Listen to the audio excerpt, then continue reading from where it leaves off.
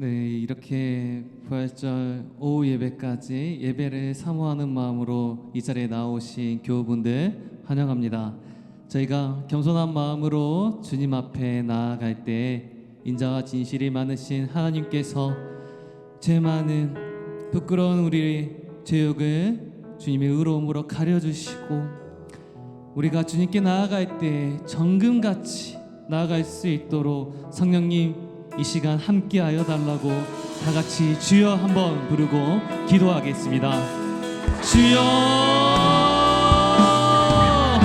아버지 하나님, 오늘 또 부활주를 맞이하여서 우리가 주님께 특별한 마음으로 또 겸손한 마음으로 감사의 마음을 가지고 예배드릴 수 있도록 허락하여 주시니 감사합니다.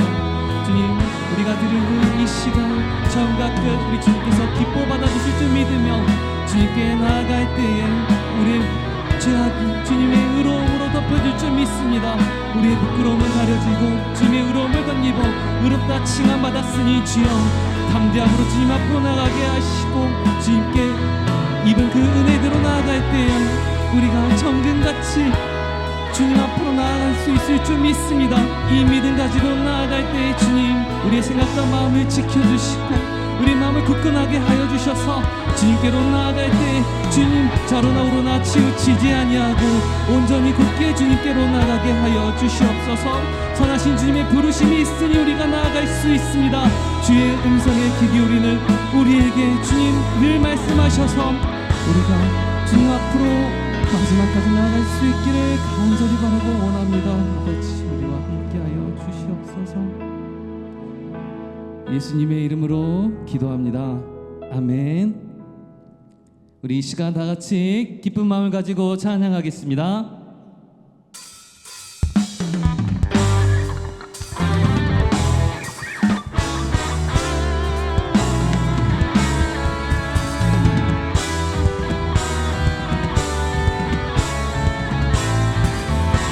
즐겁도다 이날, 즐겁도다 이날, 세세의 할망 사망 권세 깨고 하늘이 열려 죽은 자가 다시 살아나와서 생명의 주 예수 찬송하도다. 즐겁도다 이날, 즐겁도다 이날, 세세의 할망 세상 권세 깨고 하늘이 열려 죽은 자가 다시 살아나와서 생명의 주 예수 찬송하도다. 즐겁도다 이날, 즐겁도다 이날, 세세의 할망 사망 권세 깨고 승리하셨네.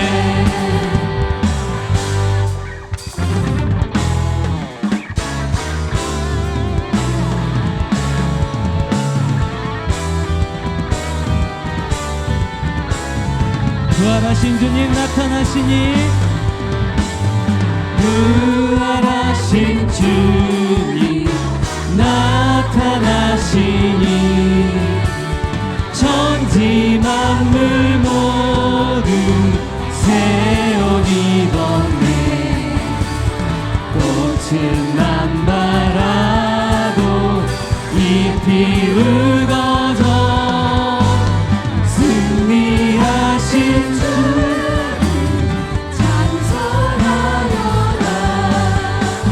즐겁도다 이날, 세세의 할망 사망 권세 깨고 승리하셨네. 생명의 주 예수, 생명의 주 예수 죽음 이기고 무덤 문을 열고 살아나셨네. 주의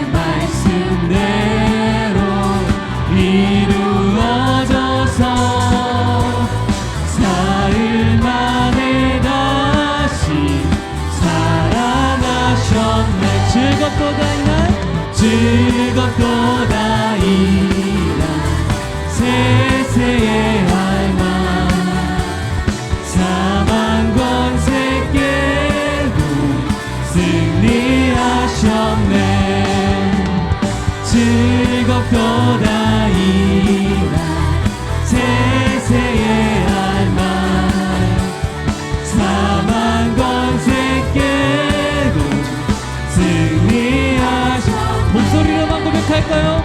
즐겁도다 이날 세세의 할망 사망 권세 깨고 승리하셨네 마지막으로 고백합니다. 즐겁도다 이날 세세의 할망 사망 권세 깨고 승리하셨네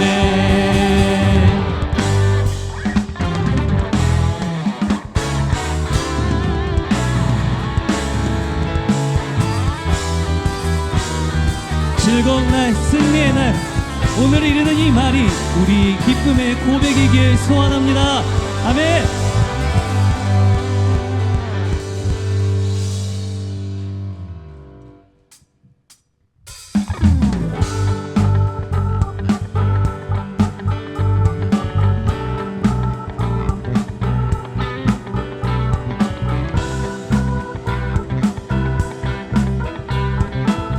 하나님의 나팔 소리,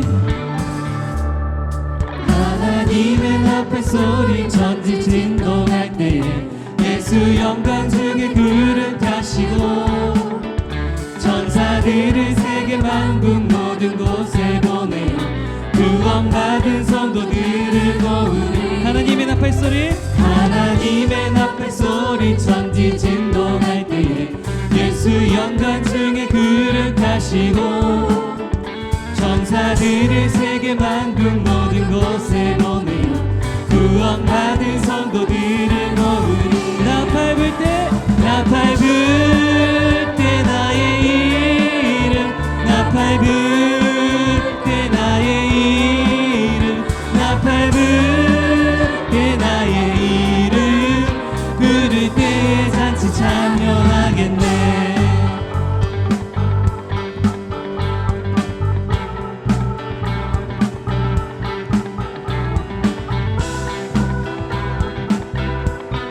무덤 속에 잠자는 자 그때 다시 일어나 무덤 속에 잠자는 자 그때 다시 일어나 영화로운 부활 승리 얻으리 주의 택한 모든 성도들은 타고 올라가 공중에서 주의 얼굴 배우리 나팔 불 때, 나팔 불 때 나의 이름 나팔 불 때 나의 이름 나팔 불 때 나의 이름 부를 때에 잔치 참여하겠네 나팔 불 때 나팔 불 때 나의 이름 나팔 불 때 나의 이름 나팔 불 때 나의 이름 부를 때에 잔치 참여하겠네 주님 다시 오신 날, 주님 다시 오실 날을 우리 알 수 없으니 항상 기도하고 깨어 있어서 기쁨으로 보좌 앞에 우리 나가서도 그때까지 참고 기다리겠네 나팔 불 때 나팔 불 때 나의 이름 나팔 불 때 나의 이름 나팔 불 때 나의 이름 부를 때에 잔치 참여하게 다시 한번 고백할까요? 나팔 불 때 나의 이름 나팔 불 때 나의 이름 나팔 불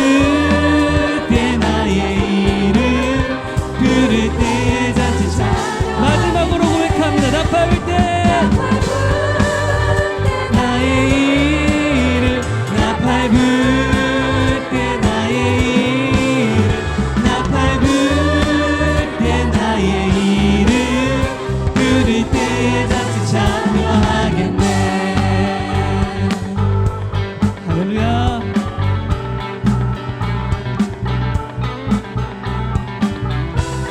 주님께서 저희의 이름을 불러주시고 그때 우리가 천성길로 나가게 하신 주님의 은혜에 감사드립니다. 할렐루야. 아멘.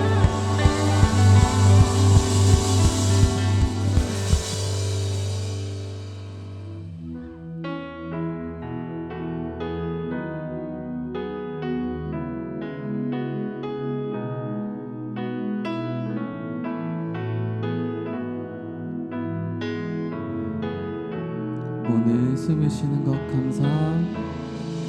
오늘 숨을 쉬는 것 감사. 나를 구원하신 것 감사. 내 뜻대로 안 돼도 주가 인도하신 것 모든 것 감사. 내게 주신 모든 것 감사. 때론 가져가신 것 감사. 내게 고난 주셔서 주 뜻 알게 하신 것 모든 것 감사. 주님 감사해요. 주님 감사해요. 주님 감사해요. 내가 여기까지 온 것도 은혜입니다. 주님 감사해요. 주님 감사해요. 나를 사랑하신 주 사랑 감사합니다.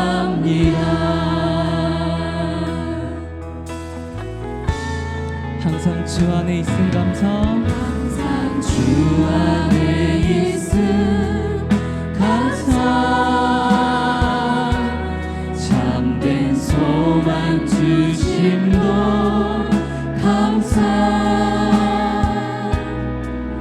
나 같은 사람도 자녀 삼아 주신 것 모든 것 감사. 주님 감사해요. 주님 감사해요. 주님 감사해요. 내가 여기까지 온 것도 은혜입니다.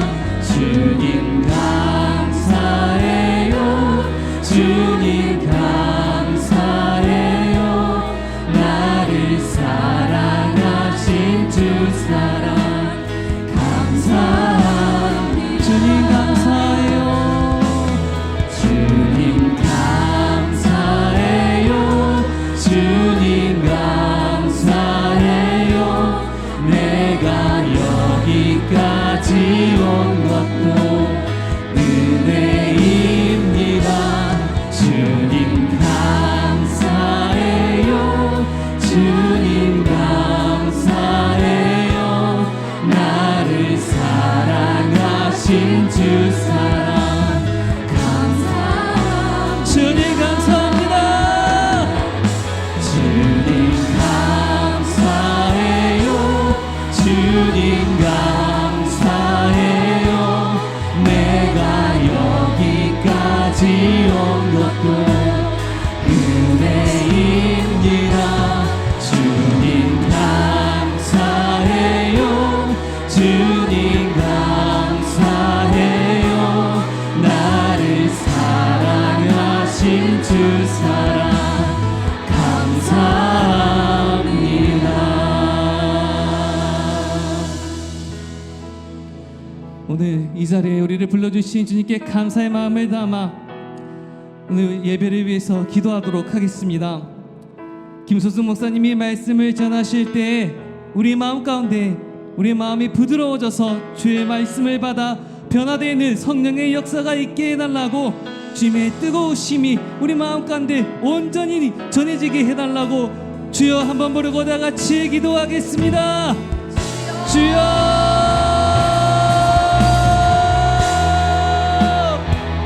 다시 하나님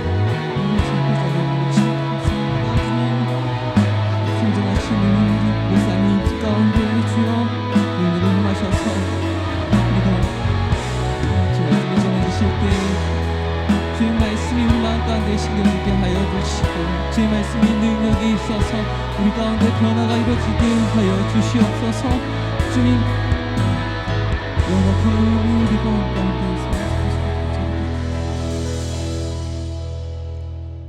사랑과 은혜가 풍성하신 하나님 아버지, 부활의 놀라운 소망과 영광이 가득한 이 거룩한 날에 온 성도들이 한 마음으로 주님 앞에 나와 예배하며 한없는 감사와 찬양을 올려드립니다. 어둠과 절망 가운데 빛으로 오신 예수 그리스도께서 십자가의 죽음을 이기시고 사망 권세를 깨뜨리시며 다시 살아나셨음을 마음 깊이 고백합니다. 부활의 능력이 매일마다 살아 역사하게 하시고 낙심과 불안 대신 소망과 기쁨이 충만하게 하여 주옵소서. 좌절 속에서도 크신 주님의 은혜를 붙잡으며 새롭게 시작하는 용기와 담대함을 허락하여 주시옵소서. 사랑의 주님, 상반기 다 함께 행복 모임을 허락하심에 감사합니다. 모든 만남과 교제가 하나님의 사랑 안에서 이루어지게 하시고 서로를 향한 진실한 이해와 위로가 넘치게 하여 주시옵소서. 주의 몸된 교회가 온전히 하나 되는 귀한 은혜를 허락하시고 이 공동체가 세상의 빛과 소금의 사명을 잘 감당하게 하여 주옵소서. 올해는 120주년을 맞이한 노량진교회를 지금까지 지키시고 인도하신 하나님께 감사와 영광을 올립니다. 앞으로도 변함없이 하나님 나라 확장을 위해 쓰임받는 교회 되게 하시고 지역과 이웃을 섬기며 사랑을 실천하는 교회로 세워주옵소서. 특별히 사랑하는 담임 목사님과 그 가정을 주님의 손길로 늘 보호하여 주시고 지혜와 영육의 강건함을 덧입혀 주시며 언제나 성령의 충만한 가운데 말씀 사역에 힘을 쓸 수 있도록 인도하여 주옵소서. 두 분의 원로우 목사님께도 건강과 평안을 더하셔서 남은 사역도 감당하게 하시고 후배 세대를 위해 끝까지 기도해 주시도록 도와주옵소서. 오늘 말씀을 전하시는 권길령 목사님, 성령의 권능을 더하여 주셔서 선포되는 말씀이 살아 역사하며 성도 한 사람 한 사람의 삶의 변화와 풍성한 열매로 맺히게 하여 주옵소서. 홀리 프레저스 찬양팀과 믿음 찬양대에게도 하늘의 은혜와 성령의 감동을 부어주셔서 올려드리는 모든 찬양과 음악이 하나님께 영광이 되고 예배하는 이들이 하나님의 임재를 깊이 누리게 하여 주옵소서. 오늘 드리는 예배가 신령과 진정으로 드려져 모든 영광이 주님께 돌려지게 하여 주시옵소서. 이 모든 말씀을 사망을 이기시고 부활하신 우리 주 예수 그리스도의 이름으로 간절히 기도드립니다. 아멘.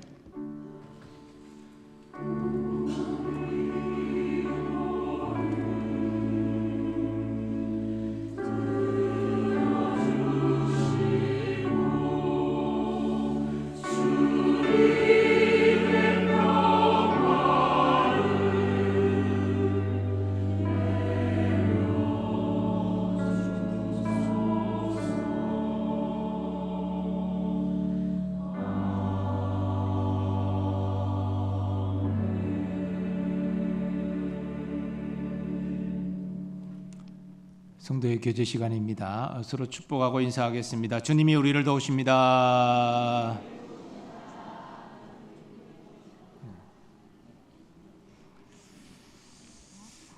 네, 교회 생활 몇 가지 공지하겠습니다.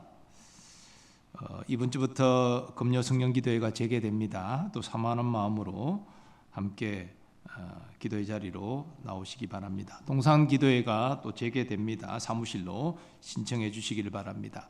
상반기 다 함께 행복 모임 온가족 참여 예배와 더불어서 진행 중에 있습니다. 최선을 다해서 또 힘써 주시기를 바랍니다. 사순절 기도 카드 다들 제출하셨는지 모르겠습니다만 올해 사순절 많이 참석하셔서 참 감사했는데 또 기도 카드 사무실에 제출하시기를 바랍니다. 그리고 대학교 관련된 내용은 주보 내용을 참고하시고 또 가정사역부에서 몇 가지 공지한 내용들 참고해 주시고 또 주의 알려주시면 좋겠습니다. 나머지 내용들은 주보를 참고하시고요. 시니어 스쿨이 4월 9일 이번 주 목요일에 있습니다. 함께 하시기 바랍니다.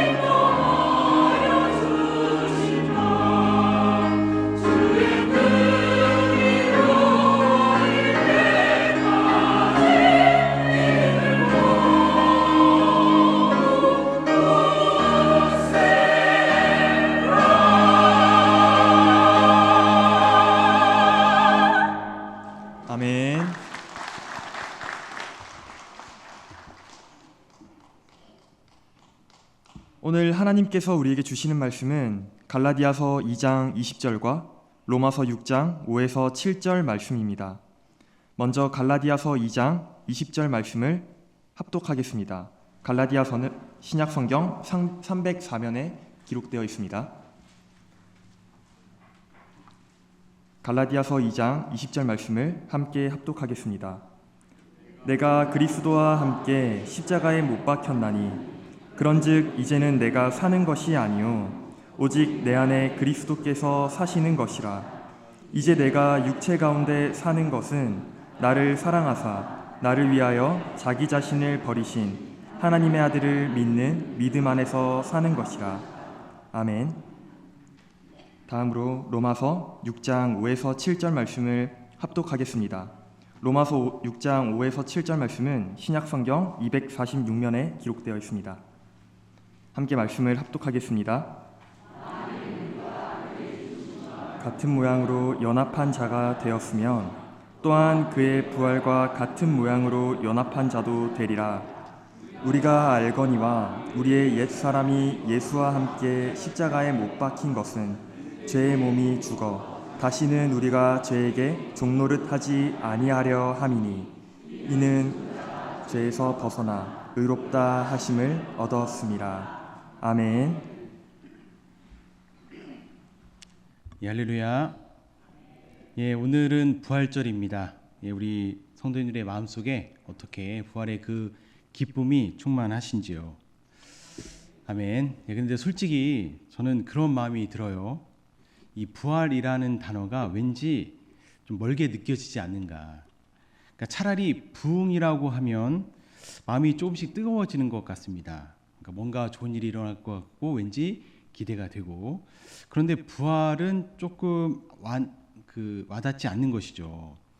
물론 우리가 죽어서는 부활하겠지만 그만큼 우리의 현실에 있어서 부활이라는 것이 굉장히 멀고 낯설게 그렇게 느껴지는 단어가 아닐까 합니다. 여러분, 부활이라고 하면 완전히 죽은 것이 다시 살아나는 거잖아요.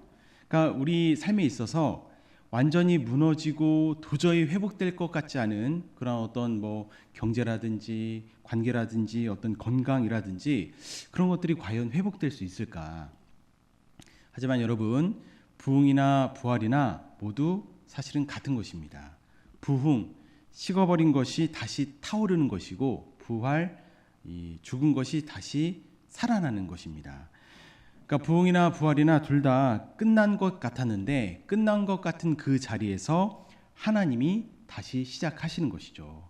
그러니까 핵심은 우리가 아니라 하나님입니다. 우리는 자꾸만 우리 선에서 생각을 하려고 하니까 왠지 부흥은 가능할 것 같고 부활은 왠지 불가능할 것 같고, 하지만 여러분, 둘 다 하나님이 하시는 일인 줄 믿습니다. 우리에게는 언제까지나 자격이 없을 거예요. 하지만 전혀 그렇지 않은 상황에서 전혀 기대하지 않은 방식으로 하나님이 이루시는 것이 부흥이고 부활이라는 사실입니다.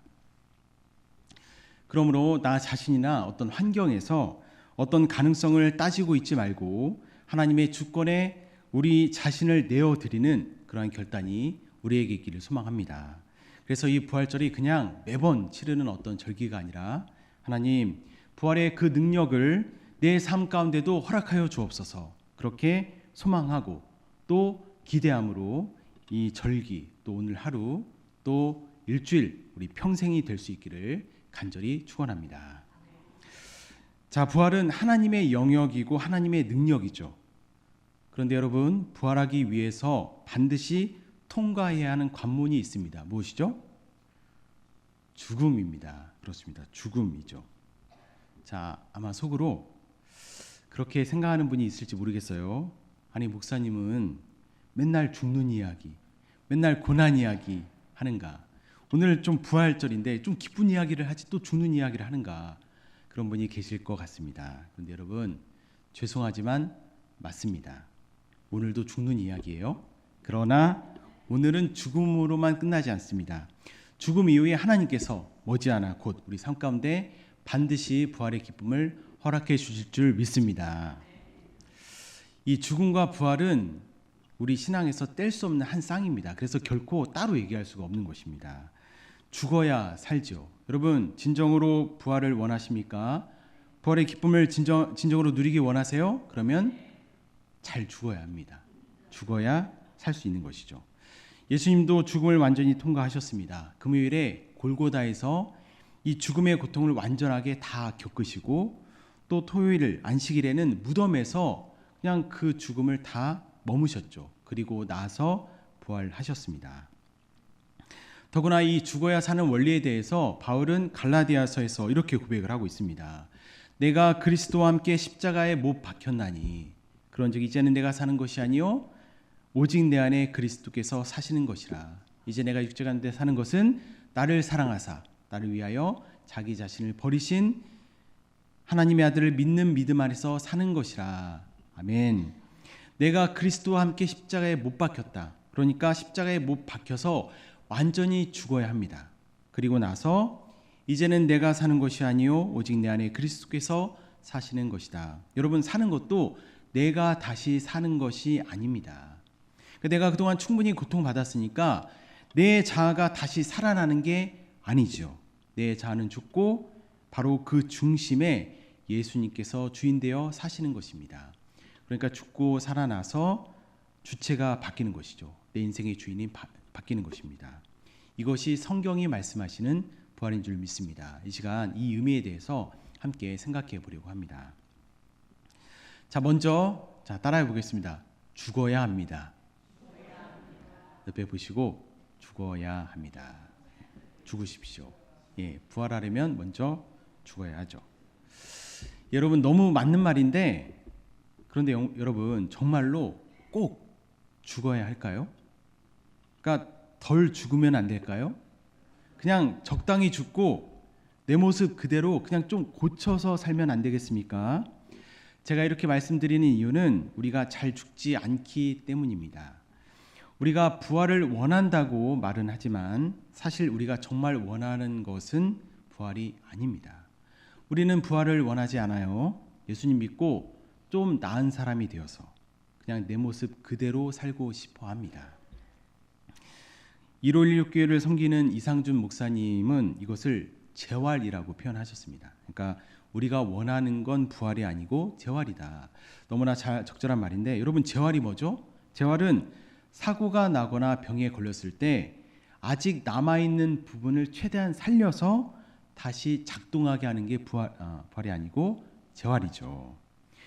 예수님도 우리는 그렇게 믿고 싶어 한다는 것입니다. 죽는 건 예수님으로 족하고 나는 예수님을 잘 믿고 복받아서 좀 더 나은 사람이 되고 좀 더 나이스한 사람이 되어서 내 모습 그대로 살게 해주십시오. 우리가 바라는 것입니다. 여러분, 이건 부활이 아니죠. 부활은 완전히 죽는 데서 시작을 합니다. 내가 그리스도와 함께 십자가에 못 박혔나니, 여러분, 못 박혀야 합니다. 남아있는 것을 고쳐 쓰는 것이 아니라 남아있는 것이 아예 없도록 내 자는 십자가에 완전히 묶이고 거기에 놔두고 하나님께서 내 안에서 완전히 새로운 일을 시작하시는 것이죠. 물론 우리의 연약함이 있습니다. 우리 안에 이 본성이 있죠. 그러니까 생명에게는, 살아있는 존재에게는 살고자 하는 강한 본능이 있습니다. 여러분, 그렇다 할지라도 우리는 스스로에게 내가 정말 원하는 것이 무엇인지, 내가 정말로 부활을 소망하고 있는지, 아니면 사실은 내가 죽고 싶지 않아서 하나님의 그 능력을 바라고 있는 것인지 진솔하게 질문할 수 있어야 하는 것입니다. 자, 여기에 여러분 해결되지 않는 갈등이 있는 것이죠.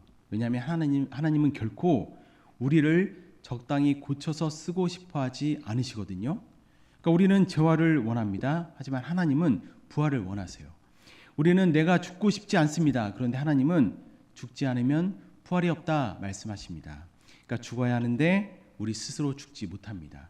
죽어야 하는 것을 너무나 잘 아는데 그게 안 되는 것이죠. 여러분, 그래서 하나님이 하시는 일이 무엇일까요? 바로 우리가 죽을 수 있는 그 자리를 마련하시는 것입니다.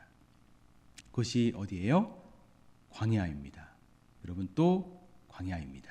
그러나 다시 말씀드리지만 하나님께서 광야에서 머지않아 우리 삶 가운데 내가 죽고 예수로 사는, 부활하는 그러한 능력, 그러한 은혜를 허락해 줄 줄 믿습니다.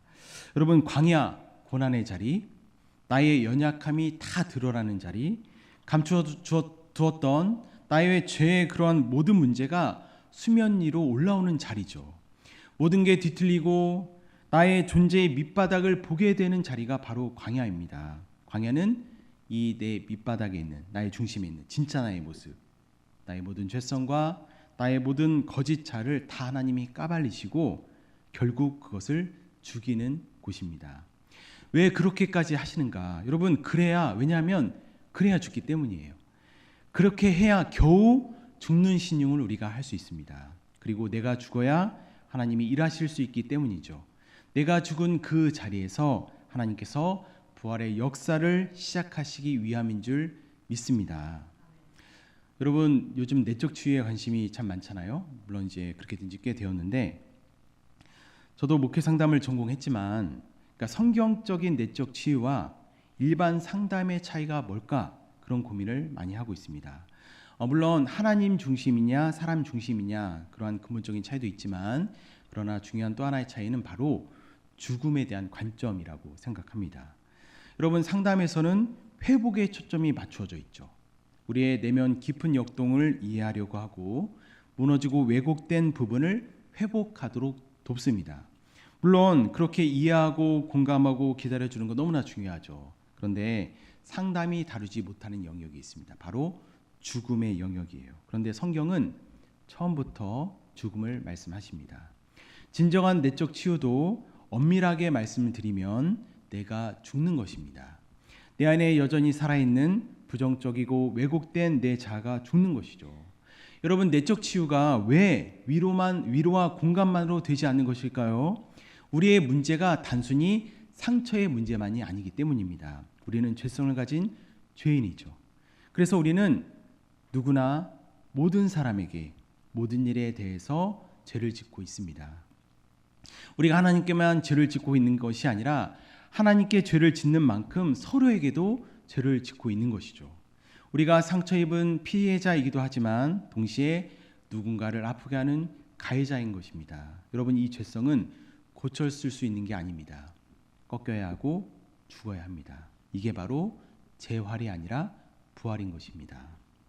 이 광야의 시간이 사실은 은혜임을 믿으시기 바랍니다. 따라서 광야에 대한 지독한 우리의 이 무의식, 그 고집을 바꾸십시오.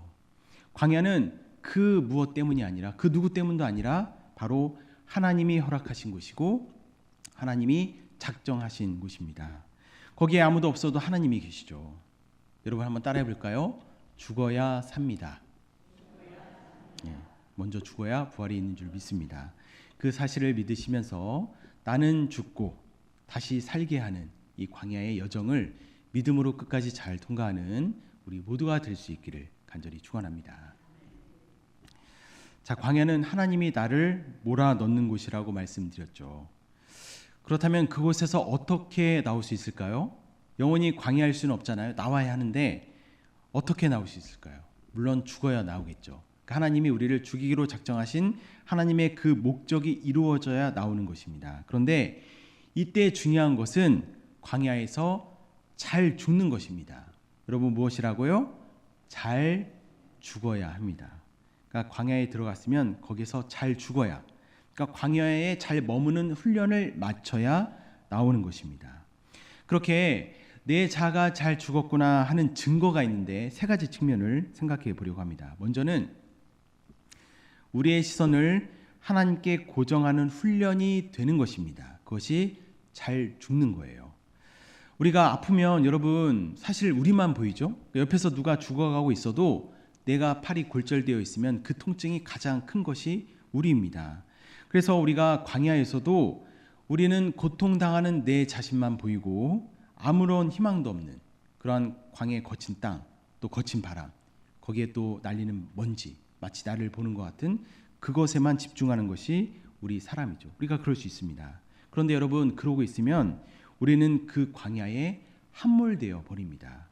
광야는 내 자아가 죽고 예수로 새로 태어나는 곳이지, 여러분, 그 광야 자체에 함몰되어서 어둠에 갇혀버리는 곳이 아닌 것이죠.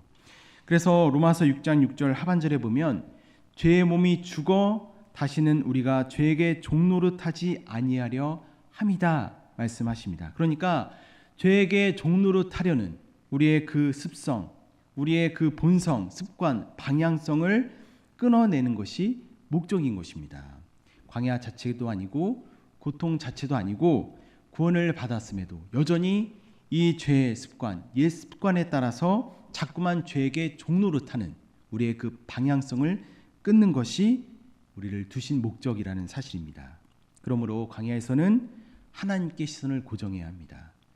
광야로 이끄신 분이 하나님이시죠? 그러면 광야에서 나오게 하실 분도 하나님 한 분이시죠.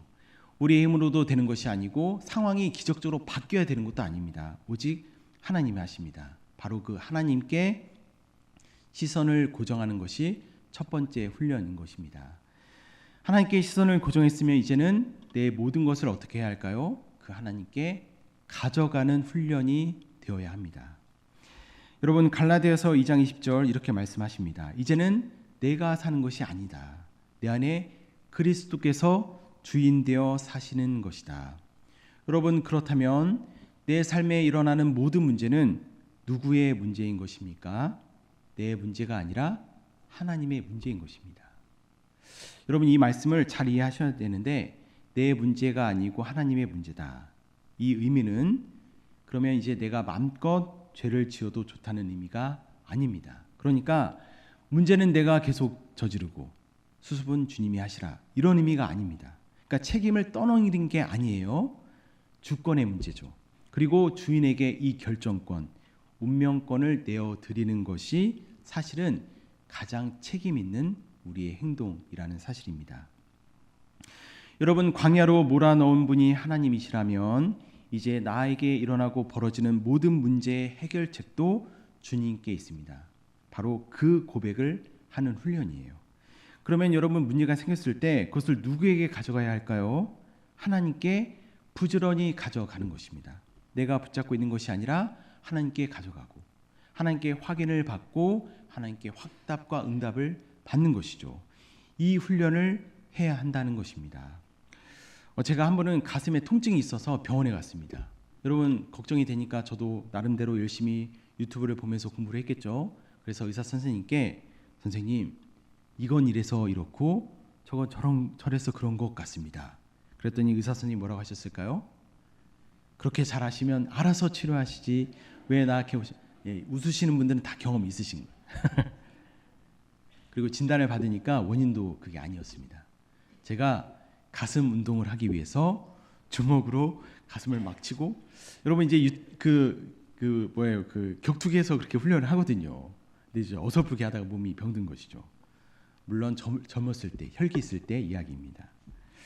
여러분 우리가 그러고 있을 때가 너무나 많다는 것이죠. 광야는 하나님의 절대적인 도우심이 필요한 곳입니다. 그래서 우리가 하나님께 열심히 기도합니다. 그런데 문제는 우리가 하나님께 기도하고 있으면서도 이미 모든 것을 다 내가 결정해 놓는다는 것입니다. 하나님 이것을 꼭 주실 줄 믿습니다. 그런데 이때에 이렇게 주셔야 합니다. 그리고 무엇을 기도해야 할지 무엇을 기도하지 말아야 할지도 다 결정해요. 이건 하나님이 듣지 않으시겠지. 이 정도는 응답해 주시겠지. 여러분 그걸 왜 내가 결정하죠? 우리가 정말로 하나님을 전능하신 분이라고 믿고 나를 사랑하신다고 믿는다면 여러분 그 믿음이 진정이라면 기도도 그냥 있는 그대로 내 진실을 토로하면서 응답은 하나님께 맡기고 그렇게 기도해야 되지 않겠습니까? 여러분 광야가 바로 그런 곳이라는 것입니다. 그것을 훈련하는 곳이에요. 우리가 안 되기 때문에 거기에서 그 훈련을 하는 것이죠. 여러분 힘들면 힘들다고 또 미우면 밉다고 하나님이 느껴지지 않아서 죽을 것 같다. 하나님 도대체 왜 그러시지? 하나님 믿을 수 없다. 그 얘기를 다 진솔하게 토로하는 것입니다. 그런데 참 신기한 것은 그렇게 내 진짜 마음을 토로할 때 우리 마음이 시원해지고 살 소망이 생겨나고 그리고 나를 내려놓는 그 일까지도 일어나게 된다는 사실입니다. 우리가 시편을 보면 여러분 마지막에 찬양과 감사로 끝나는 것을 알고 있죠. 그런데 이때 마지막을 찬양과 감사로 끝내야만 하는 게 아니고 우리의 모든 것을 진솔하게 아뢰을 때 그것이 감사와 찬송이 되는 것입니다. 하나님께서 우리의 마음을 그렇게 바꿔 놓으시는 것이죠. 바로 광야는 그 훈련을 하는 곳인 줄 믿습니다. 그리고 마지막으로 여러분 이게 가장 중요한데요. 그것은 한번 따라해 보겠습니다. 내 자아가 이미 죽었음을 믿음으로 받아들이는 것입니다. 여러분 로마서 6장 6절 앞부분 우리가 알거니와 우리의 옛사람이 예수와 함께 십자가에 못 박힌 것은 갈라디아 2장 2절도 마찬가지입니다. 내가 그리스도와 함께 십자가에 이미 못 박혔다. 둘 다 내 자아가 이미 죽었음을 선포하는 말씀으로 시작하고 있죠. 여러분 지금까지 우리의 자아가 죽어야 한다 그 말씀을 드렸잖아요. 그런데 성경은 우리가 이미 죽어있다 선포합니다. 무엇이 맞을까요? 다 맞습니다.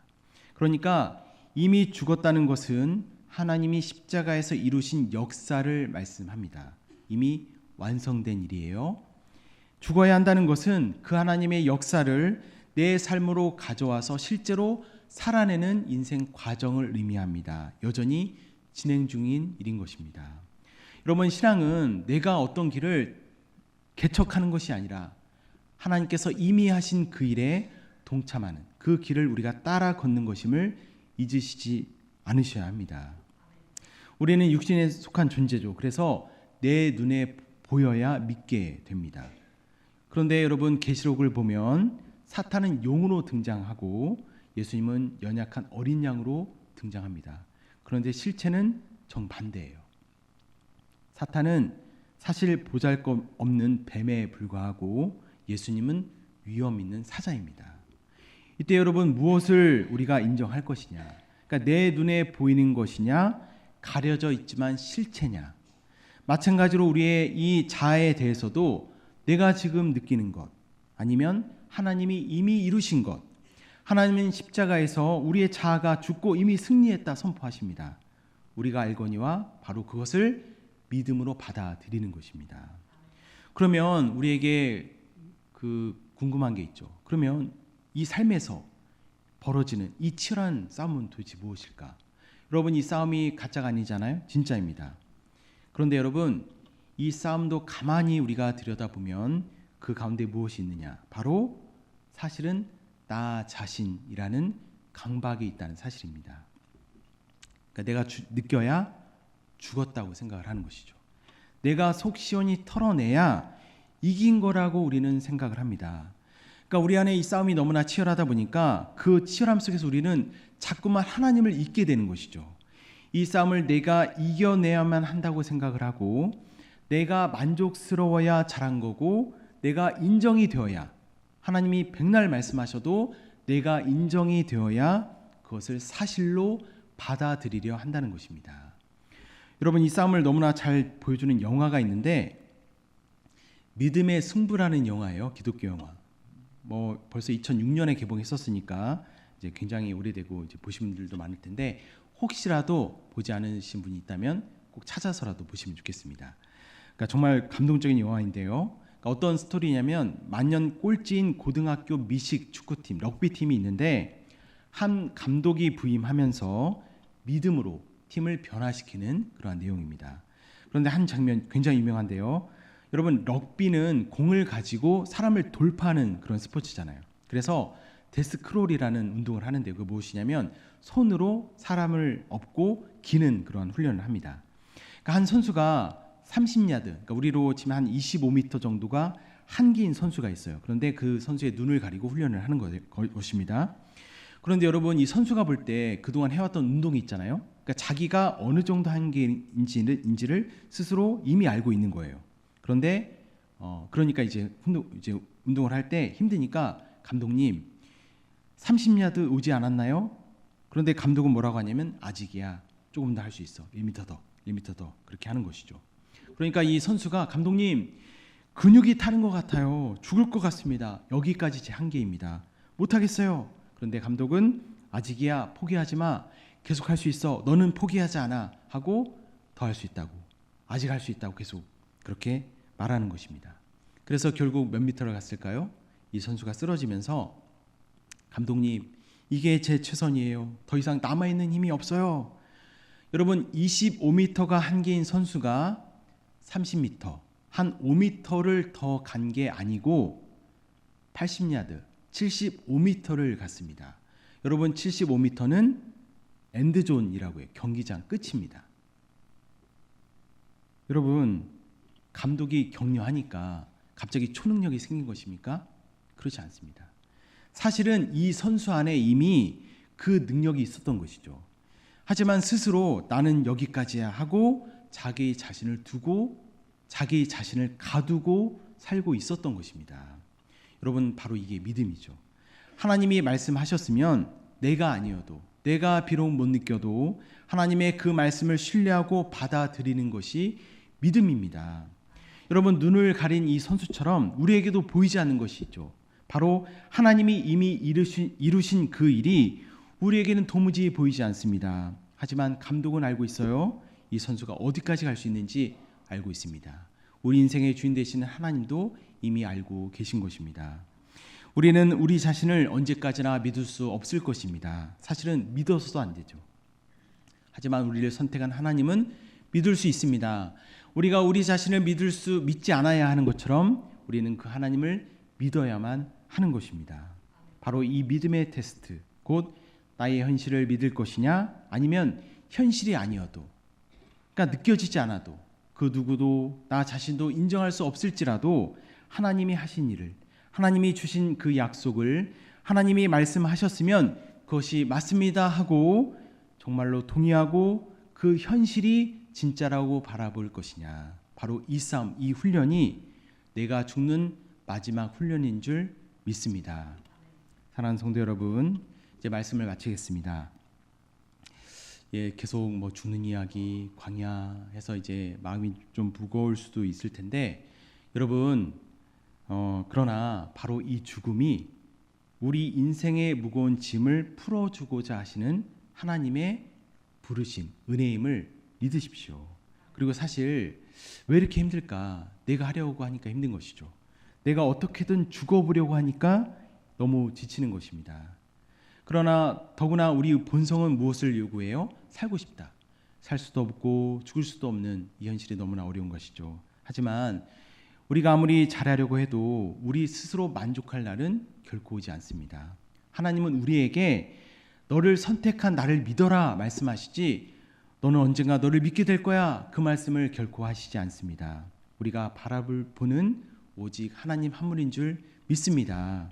죽음까지도 불사하신 그 하나님의 사랑이 우리를 반드시 죽고 사는 문제에 있어서도 이루어 줄 줄 믿습니다.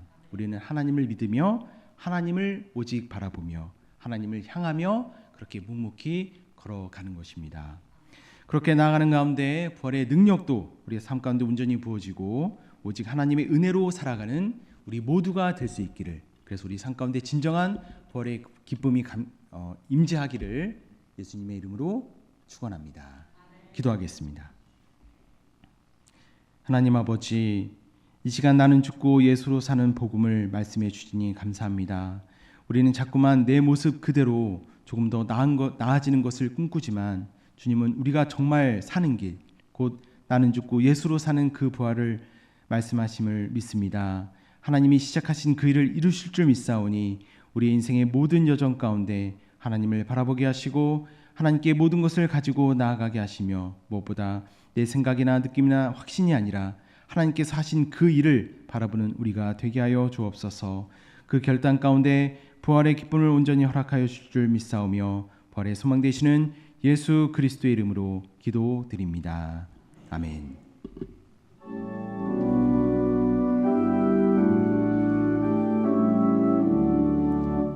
내 주님은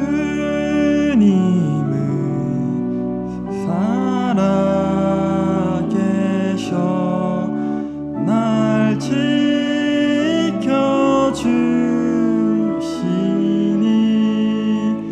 그 큰 사랑이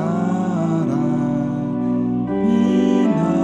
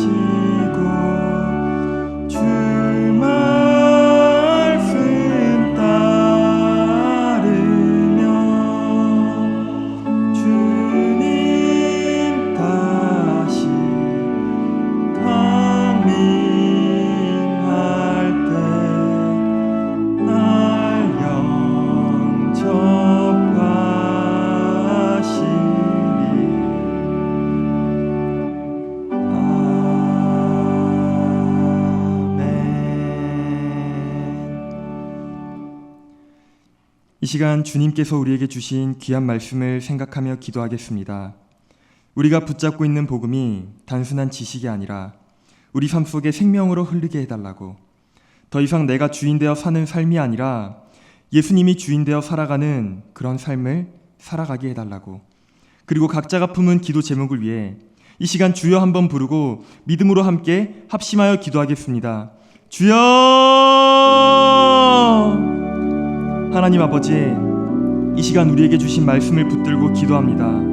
우리가 붙잡고 있는 이 복음이, 이 부활이 머리로 하는 지식에 머물지 않게 하시고 우리 삶 깊은 곳에 생명으로 흐르게 하여 주시옵소서. 주님, 우리는 여전히 내가 살아보려고 애쓰고 우리의 힘으로 버티고 우리의 기준으로 판단하며 살아갈 때가 많습니다. 그러나 이 말씀 앞에 고백합니다. 나는 이미 그리스도와 함께 십자가에 못 박힌 자임을 믿습니다. 하나님, 이 진리가 오늘 우리의 삶 속에 실제가 되게 하여 주시옵소서. 이미 죽은 나를 다시 붙잡고 살지 않게 하시고 내 안에 살아계신 예수 그리스도를 의지하며 살아가게 하여 주시옵소서. 주님, 우리의 생각과 선택과 말과 이 모든 관계 가운데 더 이상 내가 주인 되어 반응하지 않게 하여 주시고 예수님이 주인 되셔서 살아가시도록 우리의 모든 마음을 내어드립니다. 특별히 우리의 연약함과 반복되는 죄 앞에서 다시 묶여 살아가는 그런 삶이 아니라 이미 우리를 자유케 하신 그 은혜를 믿음으로 붙들게 하여 주시옵소서. 죄에 끌려가는 사람이 아니라 의의 길을 선택하는 사람으로, 두려움에 머무는 사람이 아니라 복음의 담대함으로 살아가는 사람으로 세워지게 하여 주시옵소서. 주님, 오늘도 우리의 삶 속에 내가 사는 것이 아니라 예수로 사는 삶이 드러나게 하여 주시고 이 시간 각자의 마음에 품고 나온 그 모든 기도 제목들 주님께서 인도하여 주시고 주님께서 들어 주시옵소서. 주님, 우리의 형편과 상황을 누구보다 아시는 주님께 우리의 이 모든 기도를 드리옵나이다. 이 모든 말씀 거룩하신 예수님의 이름으로 기도드립니다. 아멘. 이 시간 계속해서 기도하며 나아가겠습니다. 교회와 사역과 세우신 일꾼들을 위해서 기도하겠습니다. 교회에서 이루어지고 있는 모든 귀한 섬김의 일들을 주님께서 기억하시고 노량진 교회가 세상의 빛과 소금의 역할을 잘 감당할 수 있게 해달라고, 또 두 분의 원로 목사님들과 담임 목사님의 건강하심을 위해 우리 시간 주여 한번 부르고 합심하여 기도하겠습니다. 주여! 아버지 하나님, 이 교회를 세우시고 지금까지 인도하신 주님을 찬양합니다. 노량진 교회를 향한 주님의 뜻과 계획이 오늘도 이루어지고 있음을 믿습니다. 주님, 이 교회 가운데 이루어지고 있는 모든 섬김의 자리들을 주님께서 기억하여 주시옵소서. 보이는 자리에서 수고하는 손길뿐만 아니라 보이지 않는 곳에서 묵묵히 헌신하는 마음까지 주님께서 하나도 놓치지 않고 기억하여 주시옵소서. 혹 지치고 흔들리고 알아주지 않는 것 같은 순간 속에서도 그 섬김이 사람을 향한 것이 아니라 주님을 향한 것임을 붙들게 하여 주시고 그 자리마다 하늘의 위로와 기쁨을 부어주시옵소서. 아버지 하나님, 우리 노량진 교회가 이 세상 가운데 빛과 소금의 역할을 온전히 감당하기를 기도합니다. 어둠 속에서 방향을 잃은 이들에게 빛이 되게 하시고 무너진 자리와 아픔 가운데 있는 이들에게 소망을 전하는 그런 교회가 되게 하여 주시옵소서. 말씀이 살아 움직이는 교회가 되게 하시고 복음이 실제로 흘러가는 그런 공동체가 되게 하시고 사람을 살리고 세우고 보내는 교회가 되게 하여 주시옵소서. 주님, 특별히 이 교회를 위해 세우신 일꾼들을 위해 기도합니다. 두 분의 원로 목사님들을 위해 주님의 은혜를 더하여 주시고 지금까지 걸어오신 모든 사역의 길 위에 하나님의 위로와 평강으로 덮어 주시옵소서. 또한 담임 목사님을 붙들어 주시옵소서. 말씀을 준비하실 때마다 하늘의 지혜와 능력을 더하여 주시고 그 영혼과 몸이 지치지 않도록 새 힘을 공급하여 주시옵소서. 건강을 지켜주시고 사역의 모든 자리마다 주님의 기름 부으심이 넘치게 하시며 하나님의 마음을 온전히 전하는 통로로 더욱 귀하게 사용하여 주시옵소서. 주님, 교회 안에 세워진 모든 리더들과 교사들 각 부서의 손길 속에서도 주님의 그런 동일한 은혜를 부어 주시옵소서. 우리의 기도를 들으시고 우리의 기도를 응답하여 주시는 주님께 이 모든 말씀 드리오며 거룩하신 예수님의 이름으로 기도드립니다. 아멘. 이 시간 마지막으로 나라와 민족을 위하여 기도하겠습니다. 우리나라와 민족, 하나님만을 바라보게 하시고 하나님을 닮아가고 하나님의 뜻을 구하며 사모하는 나라가 될 수 있게 해달라고 우리 이 시간 주여 한번 부르고 합심하여 기도하겠습니다. 주여! 아버지 하나님, 이 땅을 사랑하시고 지금까지 붙들어 주신 주님을 찬양합니다. 우리나라와 민족을 향한 하나님의 뜻과 계획이 지금도 흐르고 있음을 믿습니다. 주님, 이 나라가 사람과 세상의 흐름을 따라가는 것이 아니라 오직 하나님만을 바라보는 나라가 되게 하여 주시옵소서. 눈에 보이는 힘과 기준을 의지하는 것이 아니라 보이지 않지만 살아계신 하나님을 신뢰하는 믿음을 회복하게 하여 주시옵소서. 아버지 하나님, 우리의 마음이 점점 하나님을 향해 열리게 하시고 하나님을 닮아가기를 사모하는 그 갈망이 이 땅 가운데 다시 일어나게 하여 주시옵소서. 각자의 삶 속에서 하나님을 찾고 하나님의 뜻을 묻고 그 뜻에 순종하려는 사람들이 일어나게 하여 주시고, 주님, 이 민족 가운데 분열과 갈등이 아니라 하나님 안에서 하나 되는 은혜를 허락하여 주시옵소서. 서로를 향한 판단과 미움이 아니라 이해와 사랑으로 이어지는 그런 마음을 부어주시옵소서. 특별히 다음 세대 위에 은혜를 더하여 주시옵소서. 세상의 가치에 쉽게 흔들리는 것이 아니라 하나님의 기준을 붙들고 살아가는 그런 귀한 세대로 사용하여 주시옵소서. 어둠 속에서도 빛을 선택하게 하여 주시고 혼란 속에서도 진리를 붙드는 용기를 허락하여 주시옵소서. 주님, 이 나라의 교회들이 먼저 깨어나게 하시고 복음의 본질을 붙들게 하여 주시옵소서. 거룩하신 예수 그리스도의 이름으로 기도합니다. 아멘. 거룩하신 하나님, 부활주일 오후 찬양 예배를 통해서 하나님께 영광을 돌립니다. 온 성도들의 마음을 합한 간절한 기도와 저들의 개인적인 은밀한 기도까지도 주님은 다 들으시고 가장 좋은 것으로 응답하여 주실 줄 믿습니다. 그 믿음의 확신 가지고 평안 가운데 각자의 처소로 돌아갈 수 있게 하여 주옵소서. 오늘도 이 예배를 위하여 수고하고 섬긴 주의 일꾼들을 기억하여 주옵소서. 우리의 기도를 인도한 박철호 안수 집사님 영육간 늘 강건케 해서 교회와 생업의 현장과 과정에서 하나님께 귀하게 쓰임받게 하여 주옵소서. 온 가족 믿음과 건강 허락하시되 일남일녀의 기업이 주님 앞에 귀하게 쓰임받는 복된 인생이 되게 하여 주옵소서. 홀리 프레이저스 찬양팀원과 믿음 찬양대원을 기억해 주시고 저들의 가정의 모든 기도의 제목대 선하게 응답하시며 모든 가족이 믿음 안에 강건하며 주의 기쁨이 되는 삶을 살게 하여 주옵소서. 봉헌의 예물도 기억하시고 그 감사의 제목을 풍성케 하시며 그 마음의 소원이 주님 선한 뜻 안에서 이루어지게 하여 주옵소서. 부활주일에 부활의 기쁨이 우리의 심령에 현재적으로 경험되어지게 하시고 온 세상에 부활의 주님을 전파하는 것으로 이어지게 하옵소서. 이제는 우리 주 예수 그리스도의 은혜와 하나님 아버지의 무한하신 사랑하심과 성령님의 역사하심과 교통하심이 나는 죽고 예수로 사는 부활의 복음을 통해서 하나님께 영광 돌리고 이 땅에서 자녀의 권세를 누리기를 원하는 모든 주의 백성들의 삶의 범사 위에 이제로부터 영원까지 함께 하시기를 축원하옵나이다. 아멘.